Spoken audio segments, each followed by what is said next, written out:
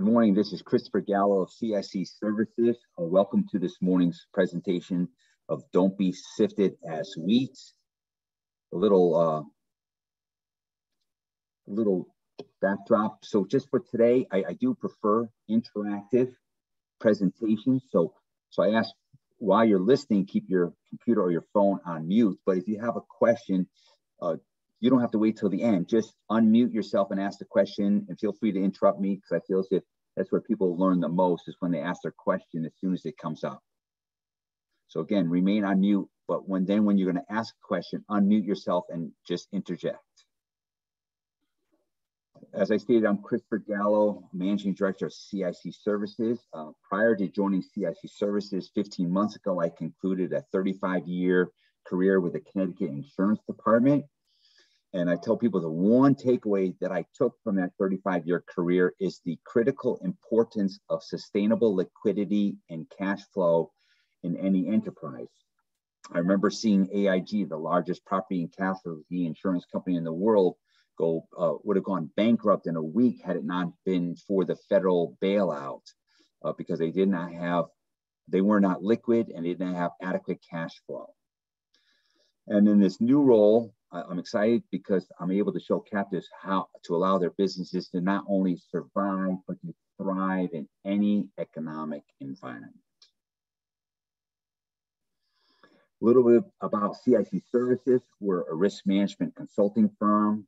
We utilize captive insurance companies to achieve enterprise risk management goals of our clients, the business owners. Since 2005, we've been providing full service turnkey captive management services. Our staff is very experienced, over two centuries of combined insurance industry experience. We really understand a business owner's needs, goals, and fears. And the innovative captive use serves entrepreneurs to achieve their goals and dreams. A little additional about CIC Services, how we help businesses own their own insurance company. Captives establish asset-protected loss reserves. We've been very successful at increasing the profit and wealth generated by millions of dollars. I talked a little bit earlier about the one lesson learned from my regulatory days about cash flow and liquidity. And that's why I feel very confident that when we form captives for our business owners, it increases their cash flow and liquidity, therefore protecting their business and increasing their wealth as well. Also, it's very nice that it also controls insurance costs.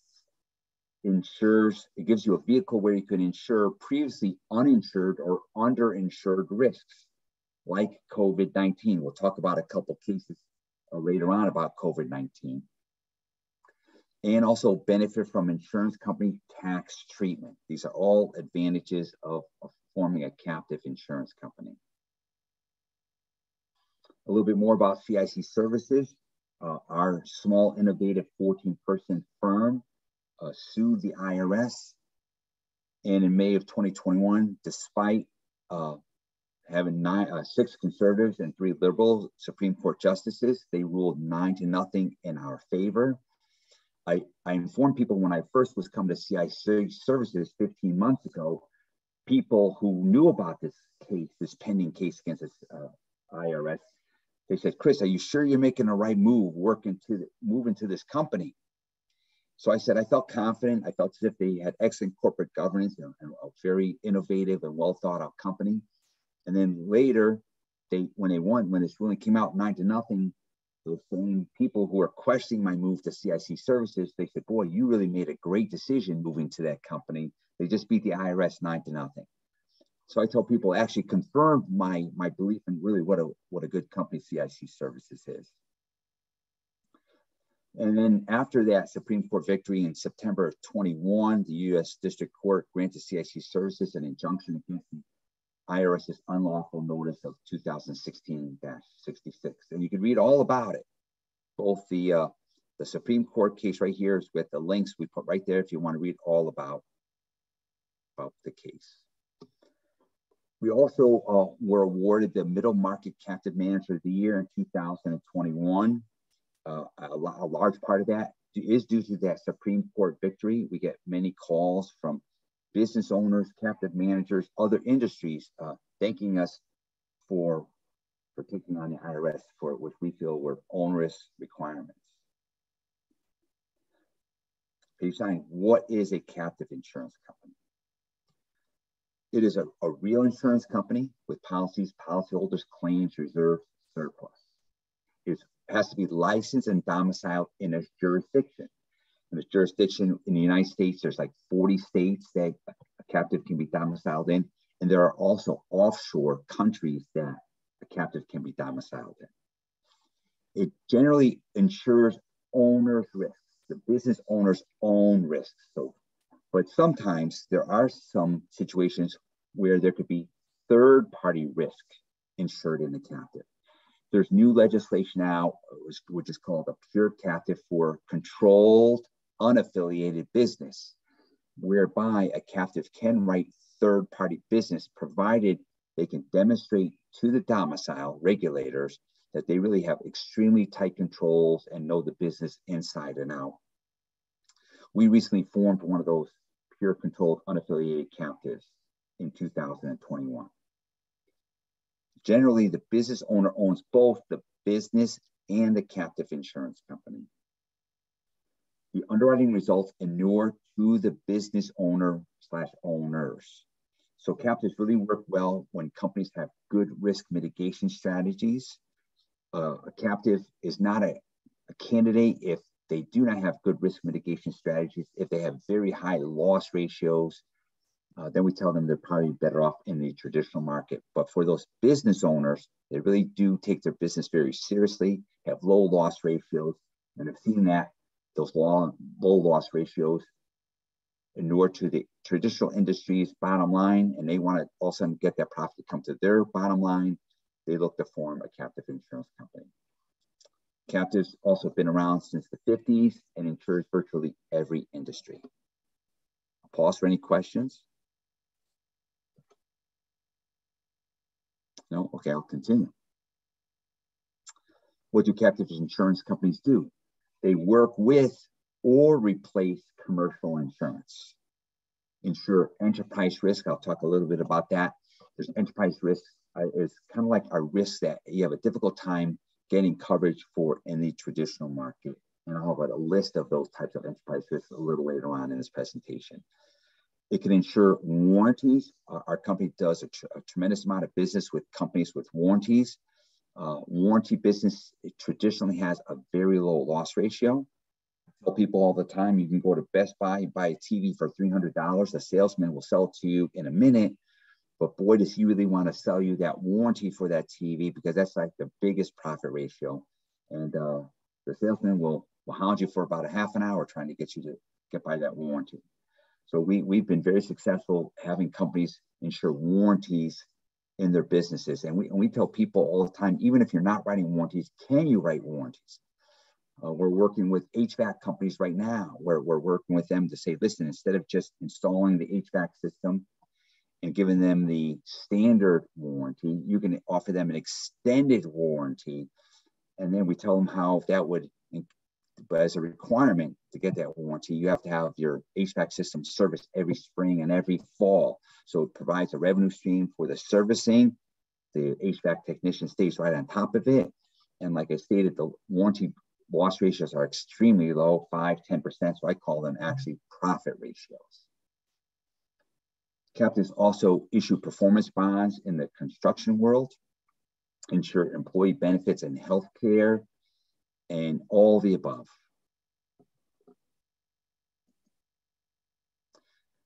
Page 12, your business survived the pandemic. Can it be sifted as wheat? Is there, like as an insurance regulator, we always heard about the 1 in 100 year event, about something unforeseen coming. And so, but now I tell people it's no longer a 1 in 100 year event. Sometimes it's a 1 in 10 year event. Whether it's the economic crisis of 08, 09, we had the pandemic in 2020. It seems like every 10 years, something unforeseen comes up.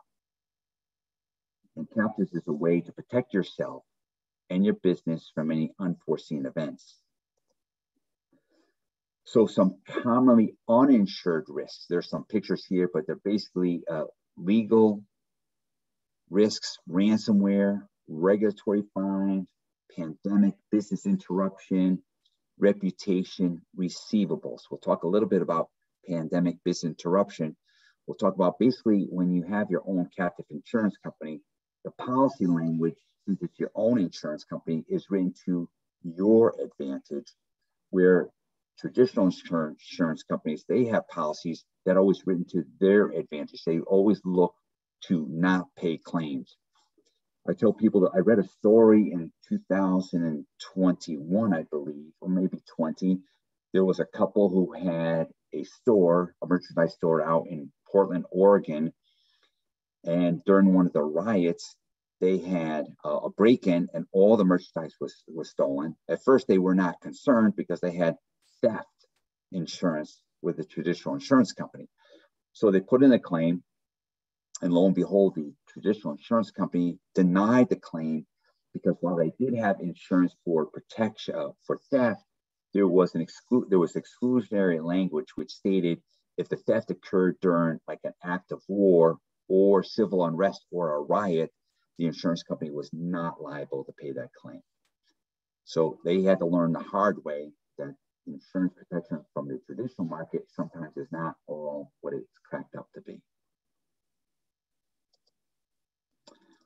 Some other commonly uninsured risks, which are very difficult to get covered, difficult or impossible to get in the traditional market: disability or loss of a key employee, government interference,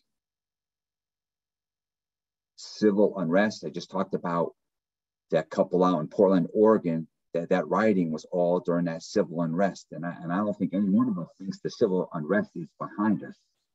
I think it's here to stay. Pollution, another uninsured risk, common uninsured risk. Intellectual property theft. Also underinsured risk, the next pandemic. So we had the original COVID, and then we've had different variations. Who's to tell what's going to happen in the future? But you'll see we've got some slides where captives during COVID, we had many of our business owners filed COVID claims, and those claims were paid and helped those businesses stay in business. So I talked about COVID claims. Here's an article written by Sean King, the principal of CIC Services, talking about how COVID claims captives versus the commercial industry. And it talks about how the contrasting fortunes of companies that took out business interruption policies in the commercial market or through a captive is a stark reminder of the advantage of a captive insurance, says Sean King and Jayna Patel. So like I stated, our captive clients put in COVID claims which were successfully paid, where the commercial market would always look to exclusions. 4 cases covered in the article that I just mentioned: COVID claims paid by captives, a trucking company, the city routes were canceled, so that claim was paid. An ophthalmology practice was closed because it said it was non-essential. There was also a pediatric dentistry practice also closed as non-essential. And employee performance consultant events were canceled. So these were 4 cases about COVID claims paid by the captive and kept those businesses up and running. Just like our CIC Services lawsuit against the IRS, you can read all about those COVID claims paid right here by hitting this link that I will send you after the presentation. I'll pause for any questions. No?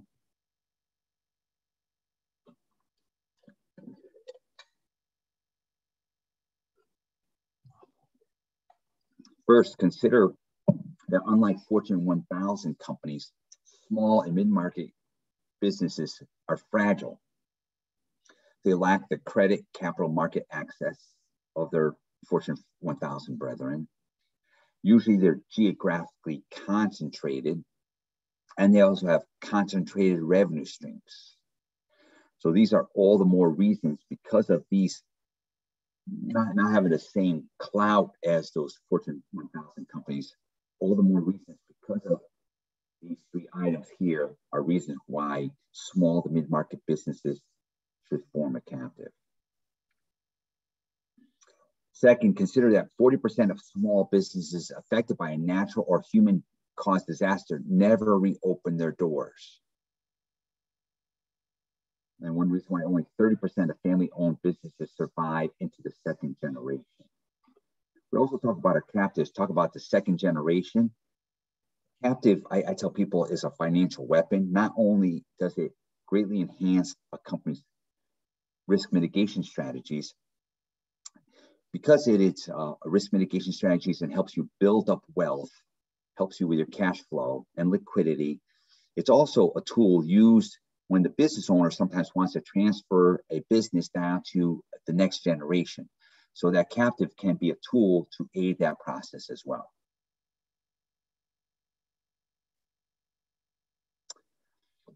The U.S. government encourages small and mid-sized businesses to prepare for a wide range of threats. So this is just not CIC Services stating this.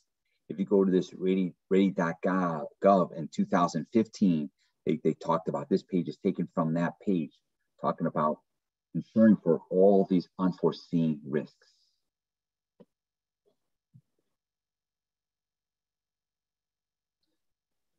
Now, I talked earlier about the enterprise risks. There are core risks. There's also enterprise risks. So what is an enterprise risk captive? Basically, where organization discipline to assess, control, exploit, finance, monitor all risk to increase the organization's value, both in the short and the long term. So like I stated, there's a reason why we tell people, like in the major cities, the tallest buildings are like the Prudential Building, the Metropolitan Building. Giant Stadium is Metropolitan Stadium, I believe, because insurance companies, they take your premiums, but they also have very tightly defined policy language, which allows them not to pay claims in many instances.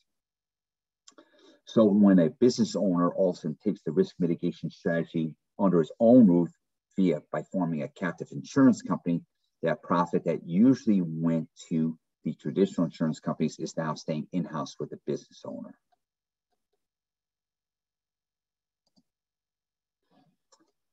So enterprise risk categories, these are some of the underinsured risks. So right here at column A are your core risks, which generally know people, property, general liability, workers' compensation, professional liability, etc. All column A. These are risks that are generally obtained in the commercial market from traditional insurance companies, but captives also can share in these risks or take them over entirely in a captive.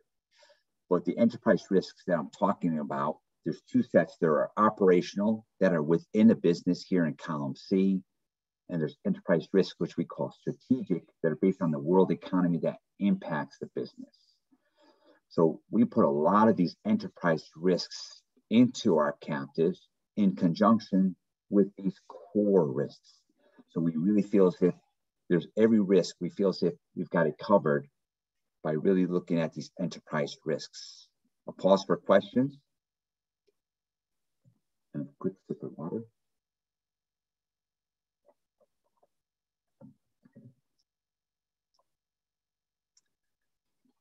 So businesses face a fork in the road.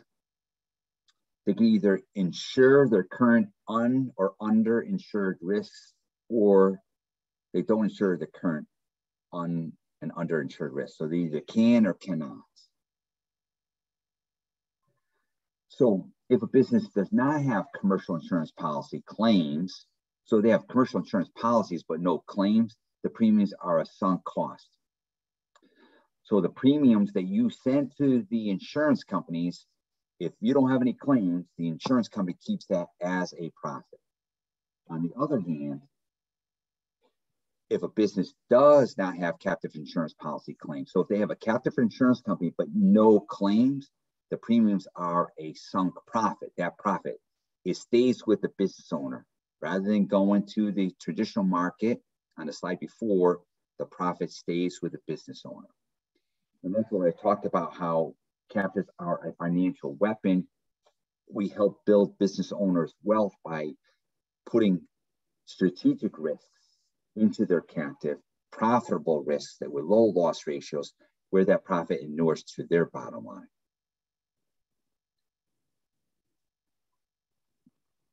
Here's the structure of a typical captive.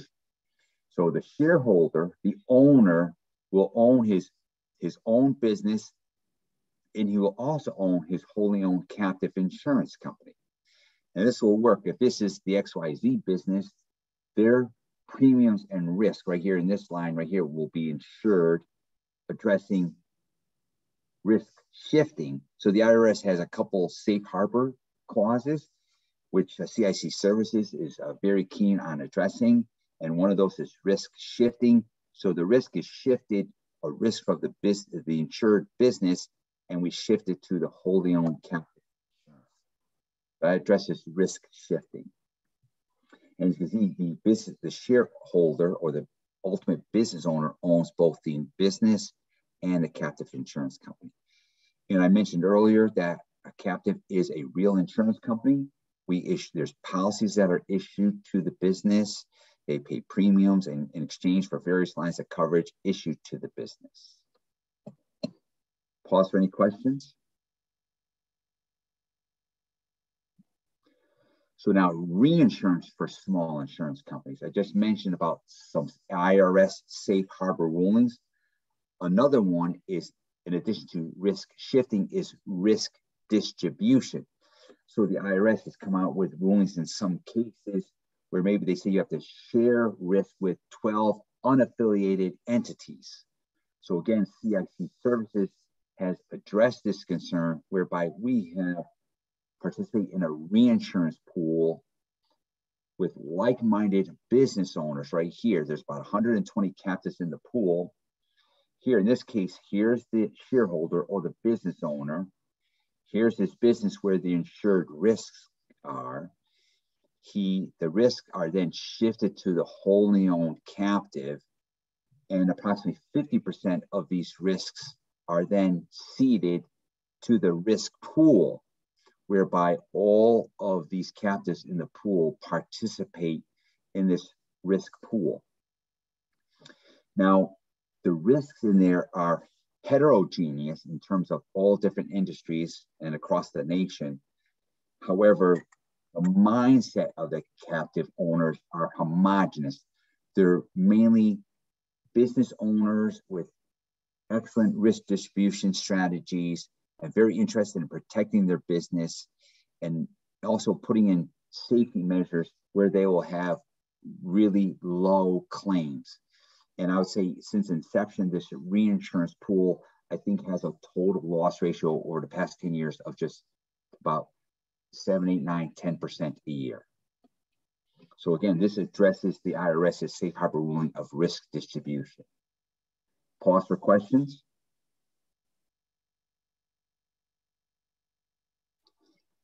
So why, here's an example of why have an enterprise risk captive. Here's an example. If a business does not have a captive and he has a $400,000 loss, it's just a sunk cost, wealth is destroyed, employees are laid off. By contrast, the same scenario, if he did form an enterprise risk captive, he has that $400,000 loss, the loss is addressed, and via that reinsurance pool, the captive pays, like I say, about half. The captive pays $200,000, but it goes from the wholly owned captive, gets paid to the owner. So it's not going to an outside party, it's going to the owner himself. And the other $200,000 is paid by the reinsurance pool. So it's an example how having a captive is just not a lost cost. He's got the premiums in the captive to pay the claim and the other half by the reinsurance pool. Again, pause for any questions. Okay, good. More money, found money. What happens to assets in a captive that are not paid out in claims or expenses? The owner keeps everything. Assets may be taxed at exit from the captive. I mentioned earlier that CIC Services is a very lean and innovative firm of about 14, 15, or 16, I think 16 now, or 17, we've been growing. And I mentioned how that small firm took on the IRS and won unanimously. And I also mentioned how a captive is a financial weapon, not only to protect the business owner's risks and to run the captive insurance company over the years, but over time that there's a wealth buildup in that captive, and our company has proprietary information and strategies to get those assets, that wealth out at the most strategic, effective tax rate possible.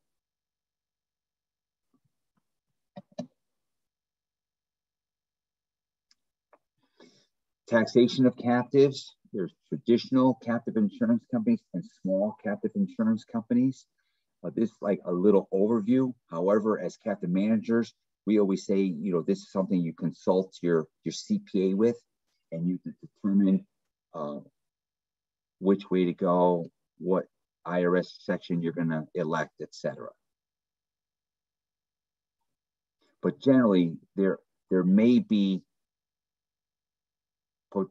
potential positive tax savings, maybe.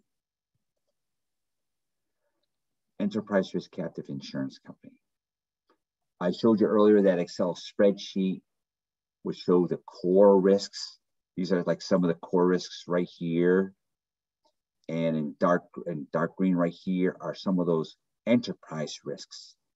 And now a lot of times when we form a captive, we'll put a combination of the core risks and the enterprise risk captives into the captive. Sometimes we'll just take maybe higher deductibles for the core risk in our captive. But basically, whenever we run this for a client, we get the information, he'll fill out a questionnaire detailing his losses, and we have a process to unearth the risks of the business. And we will give them a presentation complete with 10-year financial projections. We basically show how it is now without a captive. And basically it's just saying over a 10-year period, the reserves or the corresponding, also known as the assets to cover the losses, would total 5.9 million. This is without a captive, versus if you form a captive for those same for that same business, basically instead of 5.9 million, you'll have 10.7 million. So an additional $3 million over a 10-year period. And that's a part of the wealth buildup I referred to earlier. Again, pause for any questions.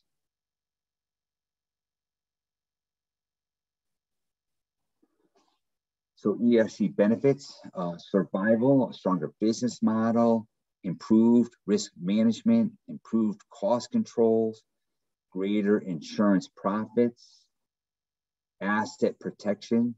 Being in a captive, there are certain asset protections as well. I mentioned earlier, the majority of our clients, it's a big wealth accumulation buildup, because the insurance underwriting results inure to the business owner's benefit, no longer the traditional insurance company's benefit. And I also mentioned earlier, there may be advantageous tax treatment. With no questions, I'm going to go through this presentation in about 35 minutes.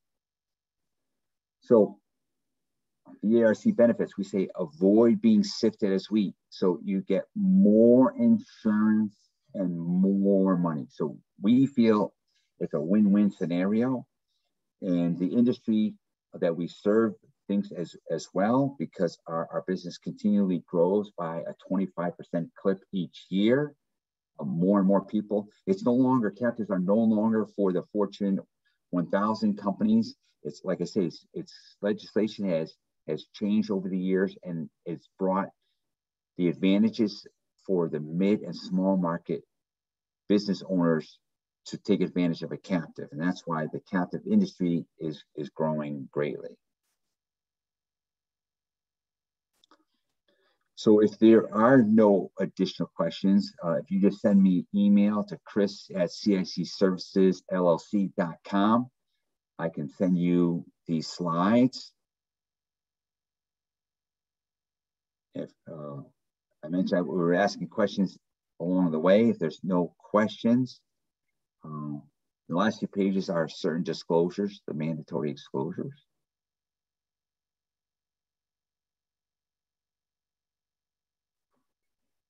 Well, you were an attentive audience. I thank you very much for taking the time to be with us. And if there's no further questions, I will give you a half hour of your day back. Thank you very much.